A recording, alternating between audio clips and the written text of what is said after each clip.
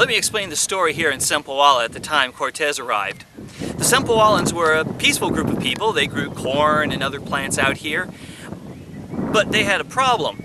As fine as all these monuments may be, they were still a tribute state to the Aztecs. That meant every year they had to provide corn and cloth and sacrificial victims, or else the Aztecs would come by and just kill everybody. And the leader of the Cempoalans, who we only know as the Fat Chief, didn't really want to have that kill everybody scenario, so he kept paying his tribute. Well, Cortes shows up, and Cortes says he's going to take on the Aztecs. They're not a problem to him. Well, the Fat Chief now has a dilemma. On the one hand, sure, he'd love to not have to pay tributes to the Aztecs anymore, but on the other hand, he doesn't want to have to get involved in a war because he knows those Aztecs can move in and pretty much kill everybody. They've done it before to other villages, right? What to do? Well, Cortes finds a way to force the situation. This is the top of the Grand Temple, and over there used to be a row of idols that the Cempoalans would worship.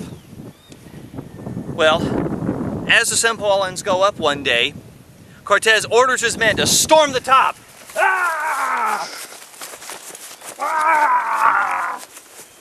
And knock over all the idols, smashing them to the ground. And then they erect a cross and a statue of the Virgin Mary with the Christ child.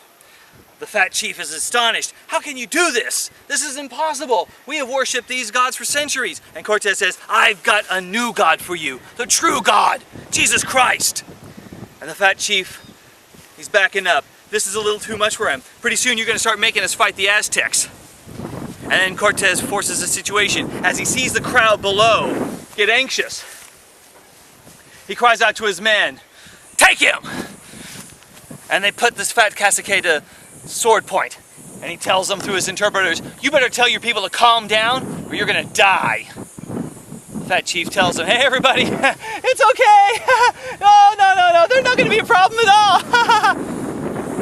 And Cortes tells them, you've got a new God now. You've got a new master. Spain.